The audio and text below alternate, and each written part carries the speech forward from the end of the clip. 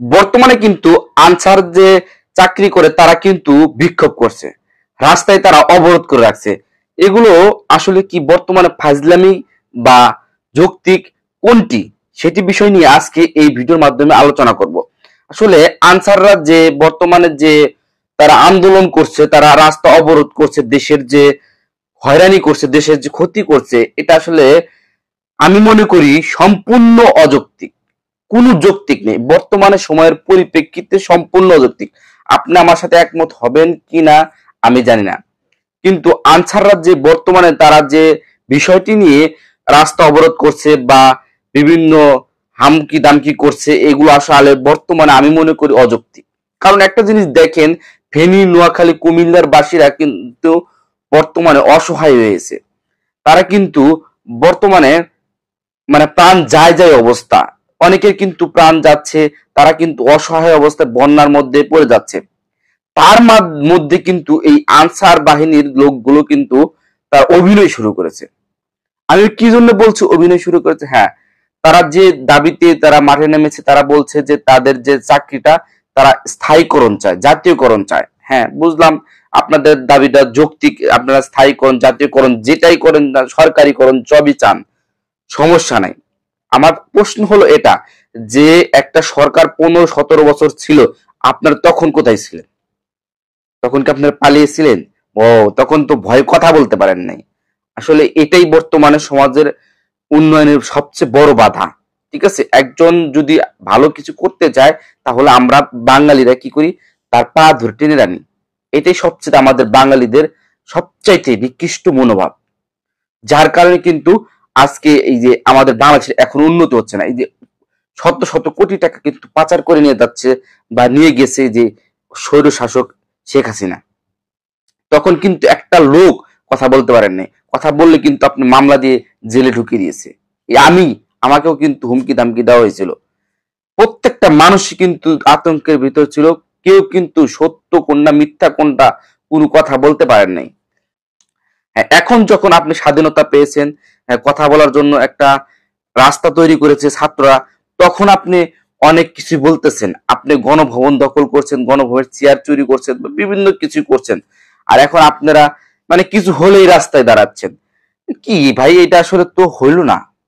কারণ আপনারা ছাত্রদের বিশ্বাস করেছেন, ছাত্ররা সৌর শাসককে পতন ঘটিয়ে দিল্লি বাংলাদেশ ছাড়া করেছে, দিল্লিতে পাঠিয়ে দিয়েছে। এখন ছাত্রদেরকে ভরসা করেন, তাদেরকে সময় দেন, তাদেরকে স্পেস দেন। যেহেতু নতুন একটা প্রধান উপদেষ্টা বাংলাদেশের দায়িত্ব নিয়েছে, তাকে একটু সময় দেন। তো সময় লাগে ভাই, 15 বছর শেষ কিছু করতে পারে নাই, আর আপনি 15 দিনে তার কাছে যদি আপনি ডিজিটাল বাংলাদেশ, স্মার্ট বাংলাদেশ চান, তাহলে তো হইলো না ভাই। স্মার্ট ডিজিটাল বাংলাদেশ চাইতে গেলে তাকে সময় দিতে হবে, তাকে সাথে সহযোগিতা করতে হবে। বাংলাদেশটা কার? তার। সে যদি উন্নয়ন করে বাংলাদেশের, এই ধরেন শেখ হাসিনা যে অনেকগুলো টাকা কিন্তু চুপ পাচার করেছে, ক্ষতিটা কার হয়েছে? আপনার হয়েছে, আমার হয়েছে, বাংলাদেশের হয়েছে, প্রত্যেকটা মানুষ হয়েছে। আপনি যদি মনে করেন সে যে ডক্টর ইউনূসকে দায়িত্ব দেওয়া হয়েছে, ডক্টর ইউনূস যা পারে করুক, সে দেশের উন্নয়ন না করতে পারলে আমরা তাকে গালি দেবো, ভাই এইটা বলে লাভ নেই। আমরা গালি দিতে পারি, আমরা অনেক কথা বলতে পারি, কিন্তু আমরা কেউ সাহায্য করি না। আমরা যদি এই যে ধরেন বানবাসী মানুষ অসহায়, তারা না পাচ্ছে খাবার, না পাচ্ছে বাসস্থান, না পাচ্ছে ঘুমাতে। আপনি হয়তো আমি আজকে ঘুমাবো, নিশ্চিন্তে ঘুমিয়ে যাচ্ছি, কিন্তু তারা কিন্তু ঘুমাতে পারছে না। এই জিনিসগুলো কিন্তু আমরা এখন মনে করছি না। যে আনসারের যে কথাটা বলতেছি, যে তারা হয়তো জাতীয়করণ নিয়ে একটা সময় আছে, একটা সময় যে আপনারা সেগুলো দাবিটা পেশ করেন বা সরকারকে একটা বসতে দেন। তা না বাদ দিচ্ছি, আপনারা কি একটা শুরু করেছেন, এই একটা আহামরি অবস্থার মধ্যে, যেখানে শত শত মানুষ কিন্তু এই ত্রাণ দেওয়ার জন্য উঠে পড়ে লেগেছে, কিভাবে বন্যা দুর্গত থেকে রেস্কিউ করা যায়, কিভাবে তাদেরকে বাঁচানো যায়, কিন্তু আপনারা সেগুলো কিন্তু করছেন না। আপনারা কি করছেন? যে মানে আপনাদের যে স্বার্থ হাসিল করার জন্য আপনারা মাঠে নামে পড়েছেন, রাস্তা অবরোধ করছেন, মানুষের ভোগান্তি করছেন, হামকি দামকি করছেন। এগুলো ঠিক না ভাই। আপনিও বাংলাদেশের নাগরিক, আপনার, হ্যাঁ, তাকে সময় দেন, একটা প্রধান উপদেষ্টাকে দায়িত্ব দিয়ে সময় দেন। আপনার 15-17 বছরের কিছু আপনার দাবি ছিল না আপনাদের, এখন সব দাবি আপনাদের বের হয়ে গেছে। আপনার এক দফা দাবি বেরিয়েছে, আপনার অনেক কথা শুনলাম, মিডিয়াতে দেখলাম যে অনেক কথা কিন্তু আপনারা বলতেছেন। এতদিন কিন্তু কথা বলতেন, আসলে আমাদের জন্য সৌর শাসকই ঠিক ছিল। ঠিক আছে, আর আমরা হলো মানে মানুষটা আসলে আমরা বাঙালিরা আসলে খুবই খারাপ ভাই, যার কারণে কিন্তু আমাদের স্বৈরশাসক মানে আমাদের কথা বলতে পারিনি, চুপ ছিলাম আমরা, এটাই ভালো ছিল। এই দেখলাম ইদানিং দেখছি বিভিন্ন ইস্যু নিয়ে কিন্তু মাঠে নামা হচ্ছে, নার্সিংরা নামছে, মানে অমুক নামছে, তমুক নামছে, বিভিন্ন প্রতিষ্ঠান নামছে, শিক্ষকরা নামছে, জাতীয়করণ লাগবে।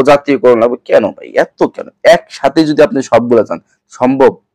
হ্যাঁ, আপনি কথা বলার অধিকার পেয়েছেন 15-17 বছর পর, হ্যাঁ কথা বলেন, সেটা একটা পর্যায়ক্রমে সময় আছে। আপনি যদি একদিনই সকল কিছু চান, আপনি যেটা তার 15-17 বছরে করতে পারেন, আপনি যদি তাকে 15-16 দিনও সময় না দেন, তাহলে কিন্তু ভাই আসলে দেশে উন্নয়ন করা সম্ভব না। পরিপ্রেক্ষিতে দেখা যাবে কি হিতে আর বিপরীত হবে।